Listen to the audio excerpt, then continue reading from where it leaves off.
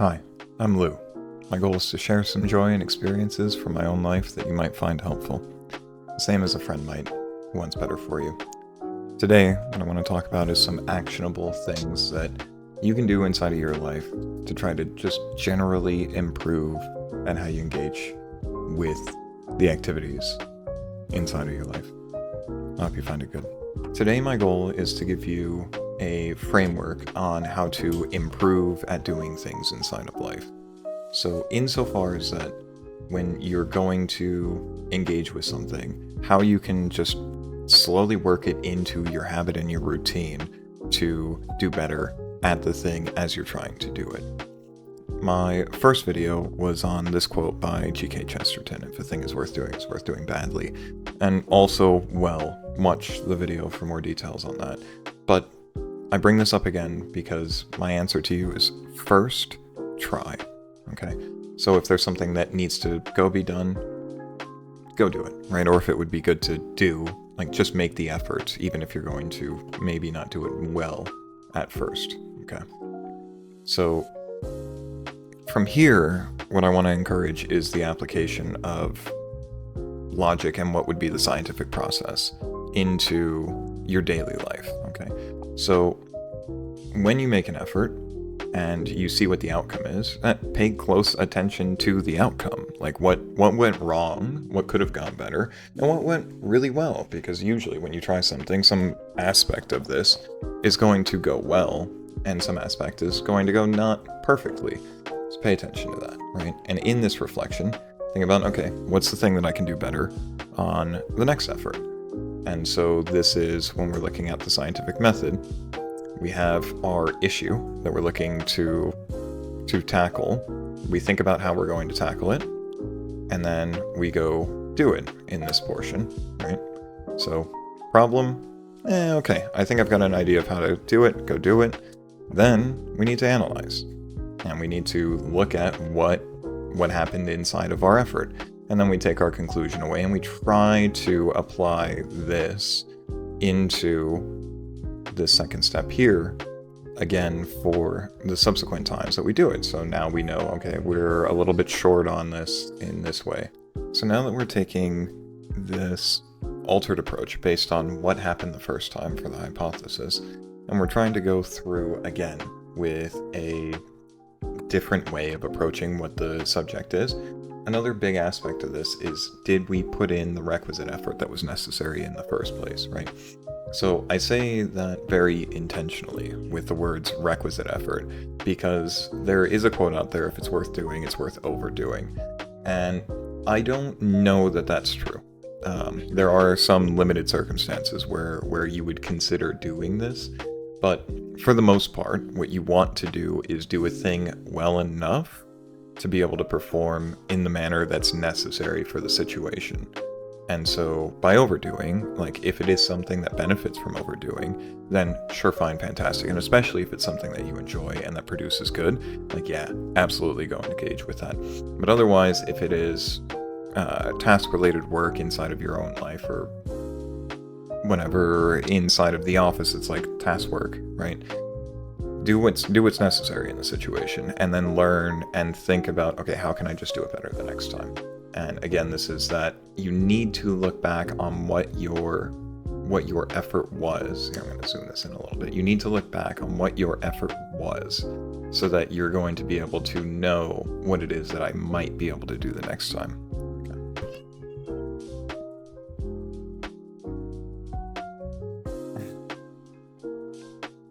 Wife needs me. Excuse me real quick.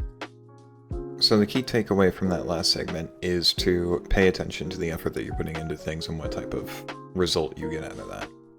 I have here now a picture, and it's from, I think, ADHD memes on Reddit or something of this nature, which is a topic I'd like to get into in the future. But I saw this when I was looking at stuff for this video, and a thought occurred to me. Okay, sometimes you're going to be ill-equipped for what the job is, right? Whether that be that you have lack of requisite knowledge, you may be physically incapable of accomplishing what the task is before you. You might have to force your will 10 times more than somebody else, okay? And when I saw this, it did bring to mind, Okay, when we look at something like this, right, this is going to be, all right, I'm non-functioning in this role, right? So like this job isn't for me, okay? Here, this is, as far as I can tell, this is actually a like a hand drill, right? Or pretend it is. I don't know. But like a hand drill would imply, okay, I'm going to do this task slower when I'm making the effort for it, right? But like maybe there's an advantage to this. Maybe I'm like a little bit more precise at the thing, okay? And try to improve with the speed. This here obviously meant to be a joke because the screws are on the screwdriver, but like look at this as like a specialized tool for like a very specific job or problem. Like you might be able to integrate into your efforts that specialization that makes it so that like you actually produce a better result than like what the next person could. And you're going to especially do this and specialize as like time goes on and you acquire and gain more experience and knowledge. The more specialized you become, the more useful you are, oftentimes in a trade society like what we live in. And then this here, it was like kind of the funny punchline of the whole thing. Like this is technically the way that physics works. Like this is a technically more efficient hammer, right? But like it goes about it in a very weird way and in a way where that would require a crazy amount of training, right? So like even when you have something that's like nihilistic and kind of black-pilled to say that like I was handed like somewhat poor tools, you know, and I'm just extrapolating here. Even in something like this, it's like, yeah, sometimes like maybe you're not fit for the situation, right? Sometimes you're going to be a little bit slower at it. Sometimes you're going to be specialized for it, and sometimes you are going to be able to outperform others in it. And so take that to heart and account in a situation like this. So another thing to look at is that like these types of self-affirmation things, right? You're amazing, so I need you to try harder. Okay. You're probably not amazing as you are. Like don't accept this premise that like, oh, I'm actually good at, you know, A, B, or C, right? Like I have room for improvement in these things, right? Like even if you're very good at something, you know that like amazing, like I don't know that I would describe myself in a realm with this word, right? Like I'm knowledgeable perhaps in certain realms and I am well practiced in others, right? But the idea here is that like don't think of yourself as like just having to live up to your potential. No, what it is that you're building your potential by going through this iterative process, just building potential inside of yourself. To reiterate this, right? This good, better, best type of thing, right? Your first effort's not good. Your first effort is probably trash back here. Okay, so like understand that. And like that's okay, right? Because what's going to happen is that you're going to learn something here. Maybe instead of it being trash the last time, it'll be good this time. Right? And then the second time you do something, it'll be better. And then eventually you get good at doing the things that you're going to be regularly doing, and that's fantastic. So that's the point there. When we're looking at something like work life, and you're doing something like your work life could be better, right? You could integrate better with like the other people around you. You could probably like submit better, reports or do better task work or whatever it is, right? And when you're doing some kind of work, see how it's received by the others, right? Whether it be like your direct boss or a coworker or something of that nature. Like maybe you put in a slight bit more effort, and maybe it's not just to get ahead, maybe it's just to produce good work. Like if you do it for that purposefulness of just producing like a good thing, it is way more rewarding than like I'm ethereally trying harder in order to get ahead in the situation. So when you have to do something for somebody else, it's like see how it's received.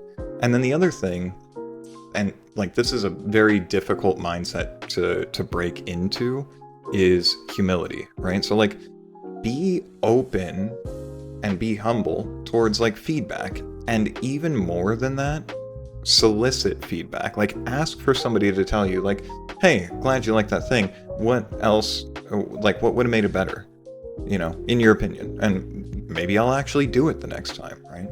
And then when you're soliciting this advice, like realize that the other person and giving feedback is like you have to kind of presume that they're doing it in good faith. Now you'll need to critically analyze it because not everybody wants necessarily better for you, right? But presume that they're acting in good faith in the situation, and that, like, yeah, this is what their thought is, like, and it may be the wrong thing, and you may disagree with it ultimately, but, like, consider it.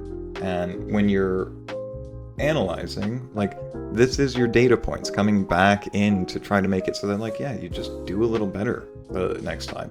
And, like, don't be too proud that, like, you didn't think of the thing that was the improvement, right? Or, like, maybe you knew you could have done it, but then, like, oh, that's the thing that was important to this person that actually jumped out at you. And so, like, I'm very thankful for, like, a lot of the, you know, people that I know inside of my life have given me feedback. And so, like, hopefully I will iterate and keep going forward with, like, an even better type of channel here.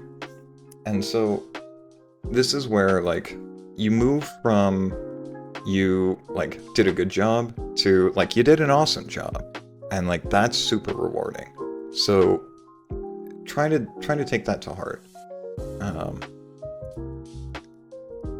So for closing, this, maybe I'll do better tomorrow, right? My wife and I have this joke. We'll be, you know, out walking around the neighborhood or something, and we'll talk about something that we want to start doing, working out or eating better or whatever it might be, right? And the joke, the punchline is, tomorrow I'll be a better person. And when you're joking about this, it's like, yeah, okay, do the thing now, like, that you know is good for you, or, like, actually do it tomorrow. Like, set a reminder on your phone that you're going to do it tomorrow. And, like, stop allowing yourself to not do things that are good for you. I hope you found this useful. If you did, consider leaving a like, and something from the video you think someone else will find helpful in the comments. Let me know if you have something you'd like an outside thought about. May share a reflection on it in the future. It's a new channel, every subscription is greatly appreciated, so please hit subscribe below this video and leave a comment, as I'm still feeling out the nature of what this channel will be. Be well, and make good choices, friends.